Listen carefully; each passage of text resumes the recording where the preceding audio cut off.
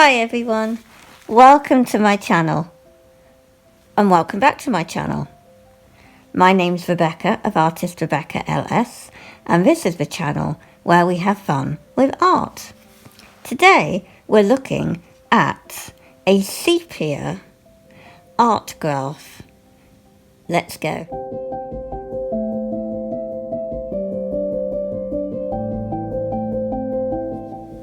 Okay, so Artgraf is the company name. They are a Portugal company that make art supplies, and this is their main product that they make and sell. It's a Watercolor tailor shape, water-soluble block, basically. It's like a tailor's chalk that they use in, clothes making. These were chalks originally. The shape was a chalk, but this company has taken the shape and turned it into a big slab of watercolor. This whole thing is pure watercolor, and I think they're underrated. So I chose a sepia color, and I've already it comes in its own packaging, which you can reuse. I'll put it over to the side. And I've already had a go at testing the colour. And this is how it looks. It reminds me of tea and the old paintings that the masters did centuries ago. It's better than coffee and tea, and it's light fast because it's pure watercolour. Artist grade watercolour. And I purchased it from Jackson Art Supplies, and it was just under £6 without delivery to France, which is obviously where I live. I thought today I will do some testing, and I will do a seascape using this to show how authentic a monochrome painting looks, monochromatic. It in sepia is lovely. So you can draw with it on the corners. You've got the four corners, and you can also drag it along the edges, which I did, and you've got texture here from where I did that. So I'm just going to start drawing in. And it's much easier to draw with this than with, say, a Daniel Smith watercolour stick, because those are more like pans of paint in a stick. Do you see what I mean? So more gum arabic, whereas this, I think there might be maybe a bit more, I'm not going to say chalk because that's not, but there's something in the binding. Probably there's more pigment than binder, which makes it a drier consistency, so you're able to make marks with it. And it's probably just basically pigment and gum arabic, So we've drawn in here, and it goes down ever so well. I'm hardly doing any pressure at all. So I'm just going to put marks in for the water. And then over here, I'm going to do a bit of something like a rock coming out.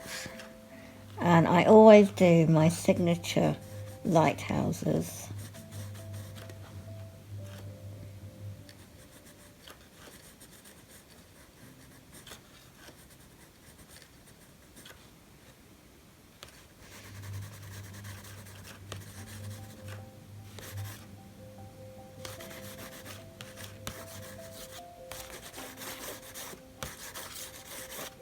And I will be putting a boat in a minute. You can also draw when it's wet, which is really nice. So I'm just going to be colouring in a bit at the back here, just so that I can see where things are going to go. And then what I might do we'll leave it there, and I'll start adding in water. So I've just got a pot of water to the side, and I'm now, after wetting the brush, can you see how lovely that looks?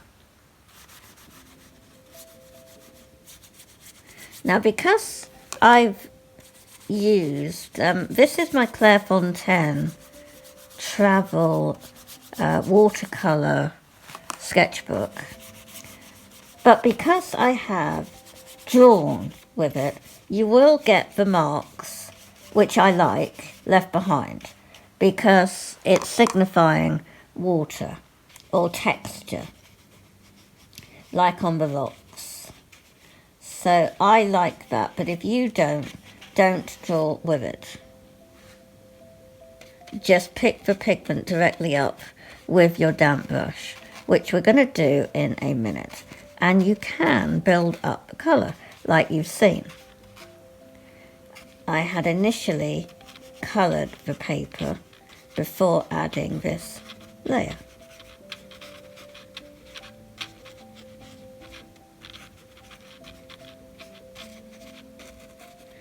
And I just think there's something about sepia. I'm really into sepia. I use sepia ink in my fountain pens because it's less harsh than black, but you can still get really dark tones as if it is black. It's just warmer.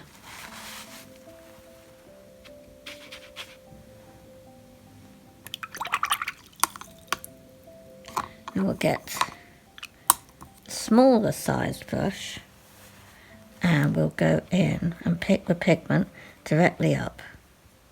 I do have a magenta one of these. Gosh, look at that. Now, I have to say, unless I've got to build up the colour a bit more, this seems to be a different kind of sepia. This is more, it's not black at the minute. Now, it could be that I have to build up the colour. This is coming out like more of a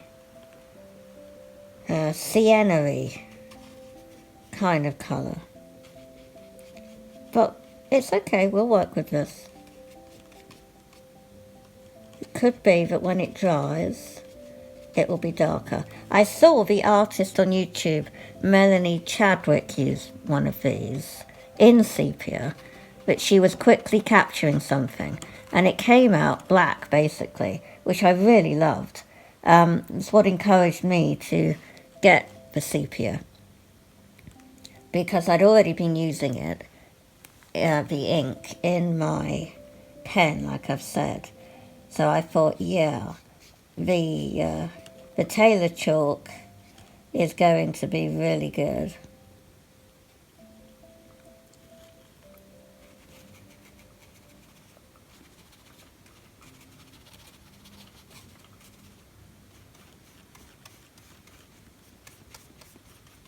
It's almost kind of orangey at the minute, but I can see when it dries,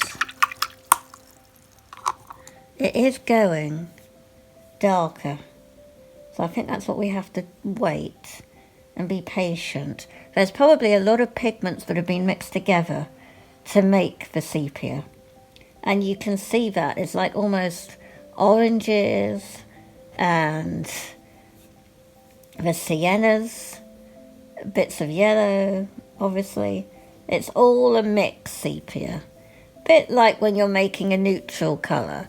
The neutral shade, like with the Daniel Smith, the neutral tint, is a mixture of the blues and reds and yellows and stuff, I think, just like a mix that makes up a neutral tint. So this, it's very earth tone, very, soil. It reminds me of earth, like they've taken soil and earth pigments, basically, to make this. But I think it's going to go darker the more layers I add. So I'm going to have a go at drawing directly on the wet, just to see. Oh, that's nice. Yeah, we can get lots of texture with that.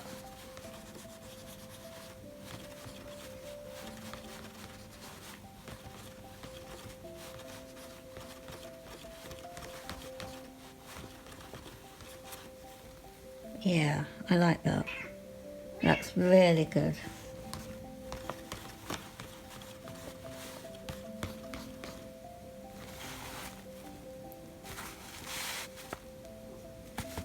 So we'll put that there and we'll let it dry, and then I'll add more layers. I think while the rest is drying, I'm going to be adding in a boat, because I always do that. And I put it in about here.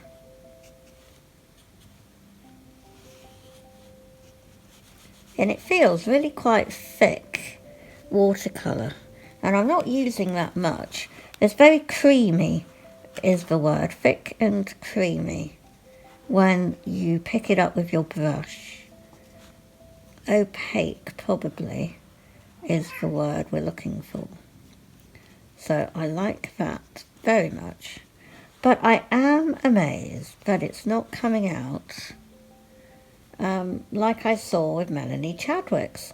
This is almost like it's a brown, because they do offer a brown, like an umbery, as well as a sepia. But I think I just have to stick with it and keep trying and experimenting and adding. And perhaps if I had wetted the paper and gone straight in with a neat sepia stick, it probably would have been much darker.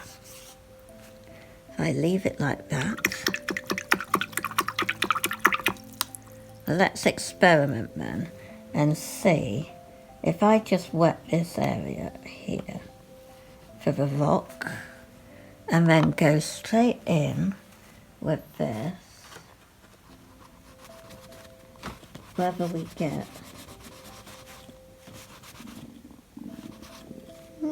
well, it's still a bit sludge-like for my liking, but I'm hoping when it's darker, and it will be darker when it's drier, basically. That's what I'm looking for.